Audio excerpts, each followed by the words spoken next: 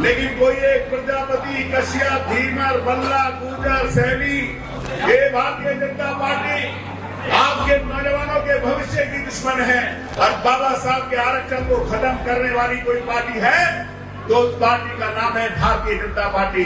इस समाज का कोई एक वर्ग ऐसा नहीं है जो इस भारतीय जनता पार्टी के उत्पीड़न से आज उत्पीड़ित नहीं है। लेकिन साथियों, आप बताओ, भारतीय जनता पार्टी ने क्या कहा था कि हमारी सरकार बनी तो 2 साल 2 करोड़ नौजवानों को रोजगार देने का काम करेंगे।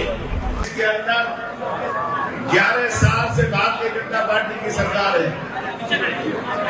मैं बात नहीं करता अकेले मुसलमान भाइयों की, मैं बात करता हूँ इस समाज के अंदर रहने वाले हमारे हिंदू, मुसलमान, सिख, ईसाई या किसी भी जात बिरादरी के आदमी हो, मैं उन सब की बात करता हूँ। इस समाज का कोई एक वर्ग ऐसा नहीं है जो इस भारतीय जनता पार्टी के उत्पीड़न से आज उत्पीड़ित नहीं है। यहाँ बैठे हैं बहुत सारे नौजवान, यहाँ पर बहुत सारे नौजवान ऐसे हैं जिनके माँ बाप ने उनको पढ़ाया लिखाया, उनकी बहनों की शादी के रखे हुए जेवरों को इस काबिल बनाया कि वो लोग पढ़ लिख कर उनकी शादी कराने वाले बनेंगे, वो लोग उनके बुढ़ापे का सहारा बनेंगे। लेकिन साथियों, आप बताओ, भारतीय जनता पार्टी ने क्या कहा था कि हमारी सरकार बनी तो 2 साल 2 करोड़ नौजवानों को रोजगार देने का काम करेंगे। 8 साल के अंदर 16 करोड़ नौजवानों को नौकरी मिलनी चाहिए थी। और इस हिंदुस्तान के अंदर सबसे बड़ा सूबा है उत्तर प्रदेश। अगर बात हो पूरे हिंदुस्तान के अंदर तो हमारे अकेले उत्तर प्रदेश के नौजवानों को कम से कम 4 करोड़ नौकरियां मिलनी चाहिए थी।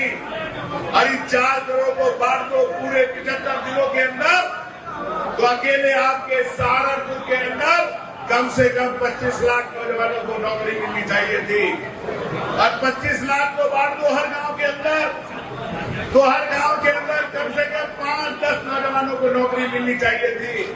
लेकिन साथियों, आप मुझे बताओ, मैं मुसलमानों की बात नहीं करता हूं, लेकिन कोई एक प्रजापति, कश्यप, धीमर, बल्ला, गुर्जर, सैनी, वाल्मीकि कोई लाकर दे दो जो कहते हैं कि भारतीय जनता पार्टी की सरकार के अंदर आपके नौजवानों को नौकरी मिली है तो कमाल अख्तर आपसे कहकर जाता है कि भारतीय जनता पार्टी की मदद करना, नहीं तो आपसे कहकर जाता है कमाल अख्तर साथियों, ये भारतीय जनता पार्टी आपके नौजवानों के भविष्य